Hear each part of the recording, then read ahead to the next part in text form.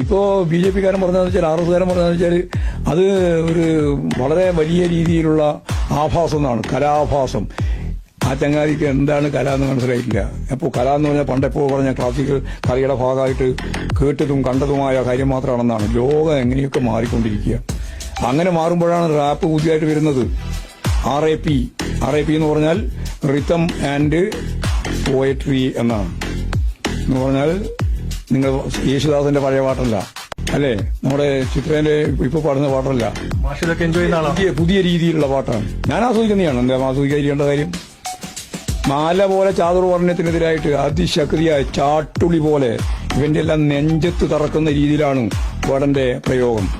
ആ പ്രയോഗത്തെ പൂർണ്ണമായിട്ട് പിന്തുണച്ചുകൊണ്ടാണ് കസ്റ്റഡിയിൽ കിടക്കുമ്പോൾ ഞാൻ പറഞ്ഞത്. എന്തെങ്കിലും ഈ 6 ഗ്രാം കഞ്ചാവ് ഉണ്ടായിരുന്നു എന്നാണല്ലോ പറഞ്ഞത്. 8 ആളെ കയ്യിൽ നിന്ന് പറഞ്ഞിട്ടില്ല. അപ്പുറം അവരുടെ ലോറിൽ നിന്ന് പിടിച്ചു എന്നാണ് പറയുന്നത്.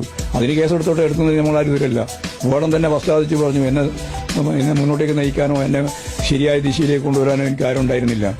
തെറ്റായ നിലപാടിലേക്ക് ഞാൻ പോയിട്ടുണ്ട്. ഗവൺമെന്റ് ഇപ്പോൾ എടുത്ത നിലപാട് കൊണ്ട് എനിക്ക് ശരി തെറ്റ് മനസ്സിലായിരിക്കുന്നു. ഞാൻ ആ തെറ്റ് ആവർത്തിക്കില്ല എന്ന് പരസ്യമായിട്ട് പറഞ്ഞതിന് ശേഷം കൃത്യമായിട്ട് ഞങ്ങൾ നിലപാട് സ്വീകരിച്ച് പറഞ്ഞു, ഈ പറയുന്ന റാപ്പ് മ്യൂസിക്കിന്റെ ഭാഗമായിട്ടുള്ള വേടനെ ഒരു തരത്തിലും വേട്ടയാടാൻ അനുവദിക്കില്ല.